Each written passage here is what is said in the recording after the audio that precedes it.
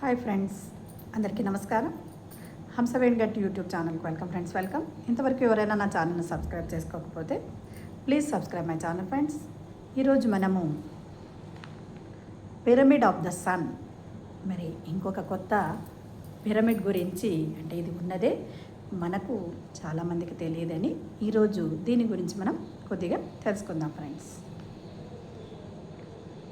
ప్రపంచంలోనే అత్యంత రహస్యమైన, ఆకర్షణీయమైన ప్రాచీన నిర్మాణాలలో ఒకటి పిరమిడ్ ఆఫ్ ద సన్.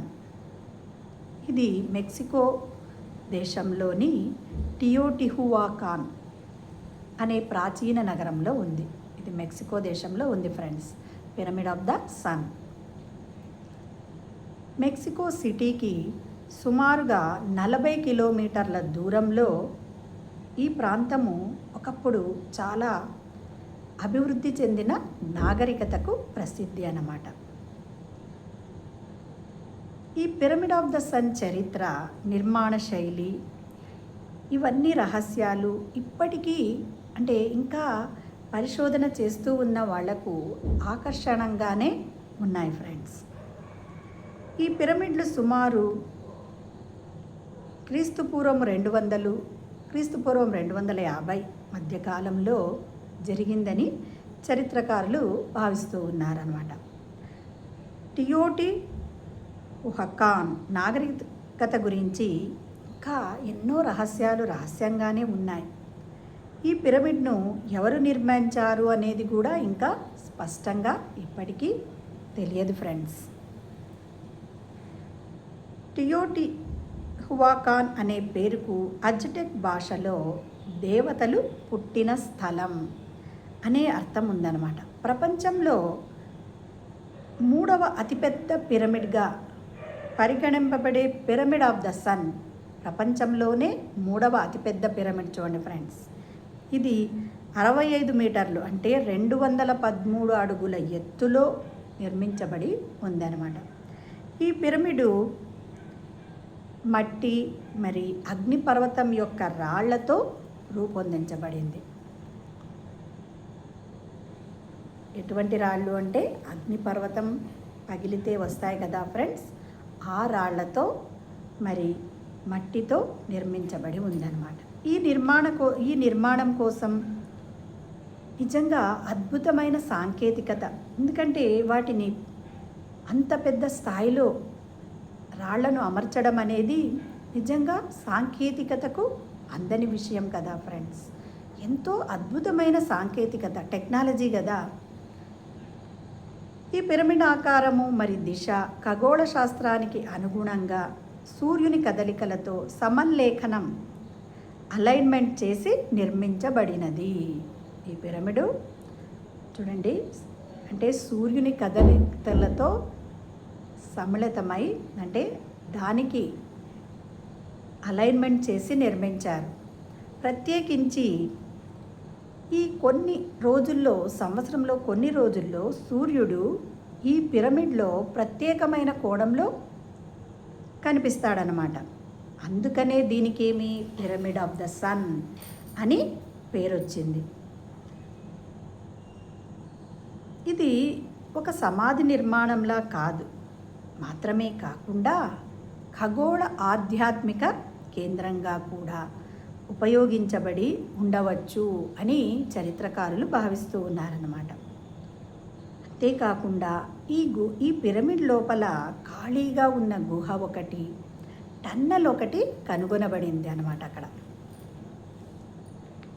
భూమి అంతర్భాగంలో వెళ్ళే మార్గంలా ఉన్న ఈ గుహ కొంతమంది పరిశోధకులు ఏమన్నారంటే సృష్టి గర్భము, కాస్మిక్ ఊంబ్ అని కూడా అన్నారు. అంటే ఈ ప్రదేశమే ఆధ్యాత్మికంగా పునర్జన్మ లేదా సృష్టి ప్రారంభించి సూచిస్తుంది అని అప్పటి ప్రజలు నమ్మేవాళ్ళనమాట. ఇది చూడండి, ఎంతో ప్రణాళికాబద్ధంగా నిర్మించబడింది. నగరంలో వీధులు, నివాసాలు, ఆలయాలు అన్నీ ఒక లైన్లో అంటే ఒక నిర్దిష్ట నమూనాలో అమర్చబడ్డాయన్నమాట. ఈ నగరంలో పిరమిడ్ ఆఫ్ ద సన్ మరి పిరమిడ్ ఆఫ్ ద మూన్ సన్నే కాకుండా పిరమిడ్ ఆఫ్ ద మూన్ కూడా 2 ప్రధాన పిరమిడ్లు ఉన్నాయన్నమాట.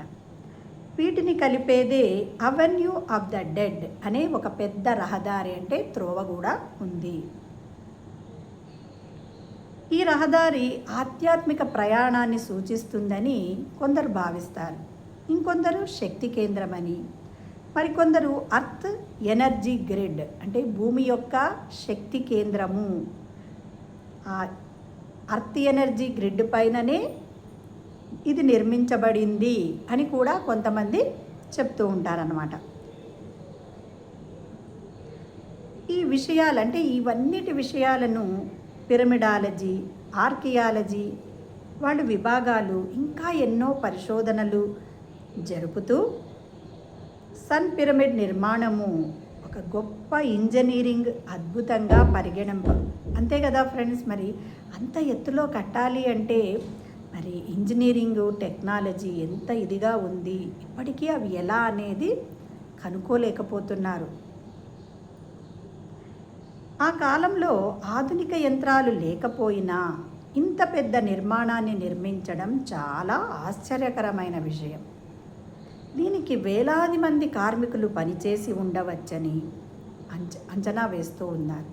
రాళ్లను తవ్వాలి, మరి తరలించడము, అమర్చడము అన్నీ శారీరక శ్రమనే కదా ఫ్రెండ్స్. అప్పుడు టెక్నాలజీ అంటే ఇలా పైనకి క్రేన్స్ అవన్నీ లేవు కదా. మరి అంత పెద్ద పెద్ద రాళ్లను ఎలా మోయేశారు? మరి ఎంతో శ్రమతో కూడుకున్న పని. కాలక్రమంగా టియోటిహువాకాన్ నాగరికత క్షీణించి ఆ నగరం కాలగర్భంలో కలిసిపోయింది. దానికి కొన్ని అంతర్గత యుద్ధాలు కారణమని కూడా అనుకుంటూ ఉన్నారు. అలాగే ప్రకృతి వైపరీత్యాలు కూడా జరిగి ఉంటాయి కదా ఫ్రెండ్స్. అంత జరిగినా అక్కడ పిరమిడ్లు మాత్రం ఇప్పటికీ చెక్కు చెదరకుండా నిలిచి ఉండడం ఆ నాగరికత యొక్క ఉన్నత సాంకేతిక విలువలను, అంటే వాళ్ళ టెక్నాలజీ ఎంత గొప్పది. అన్ని యుద్ధాలు జరిగి ఆ నగరం ఇదైపోయినా కూడా ఇప్పటికీ ఆ పిరమిడ్లు ఎలా ఉన్నాయి? చెక్కు చెదరకుండా ఉన్నాయి. ఇటీవల కాలంలో పురావస్తు శాస్త్రవేత్తలు లేజర్ స్కానింగ్స్ అని, భూగర్భ పరిశోధనలు, మరి ఆధునిక టెక్నాలజీ ద్వారా ఈ పిరమిడ్ రహస్యాలను తెలుసుకోవడానికి ప్రయత్నిస్తూ ఉన్నారన్నమాట. ఇప్పటికీ ఇంకా ఎన్నో ప్రయత్నాలు చేస్తూ ఉన్నారు. ఎలా కట్టింటారు అని లేజర్ స్కానింగ్ ఎన్నో చేస్తూ వచ్చారు. చూడండి, ఆధ్యాత్మికతకు నిలువెత్తు చిహ్నంగా కూడా ఈ పిరమిడ్ పరిగణించబడింది. ఆ పిరమిడ్లో ధ్యానం చేసిన ఎంతోమంది ఏం చెప్తున్నారంటే అక్కడ ప్రత్యేకమైన శక్తి, ఆ అనుభవాన్ని పొందడం జరిగింది. ముఖ్యంగా సూర్యోదయం మరి సూర్యాస్తమయం సమయాల్లో ఆ పిరమిడ్ చుట్టూ ఒక ప్రత్యేకమైన కాంతి వలయం ఆవరించి ఉంటుందని కూడా అక్కడి ప్రజలు చెప్తూ ఉన్నారనమాట. ఇలా పిరమిడ్ ఆఫ్ ద సన్ అన్నది కేవలం ఒక పురాతన నిర్మాణం మాత్రమే కాదు, ఇది ఒక గొప్ప నాగరికతకు చిహ్నం లాంటిది. ఆధ్యాత్మిక ఖగోళ జ్ఞానం మరి ఇంజనీరింగ్ ప్రతిభకు ప్రతీక. అంతే కదా, అది ఎలా ఎంత టెక్నాలజీ ఉంది కదా ఫ్రెండ్స్. భూమి చరిత్రలో ఇంకా పూర్తిగా అర్థం కాని ఒక రహస్యంగా నిలిచిపోయిన ఈ పిరమిడ్లోని ప్రతి రాయి వెనుక ఒక కథ, ప్రతి కోణం వెనుక ఒక జ్ఞానం దాగి ఉంది.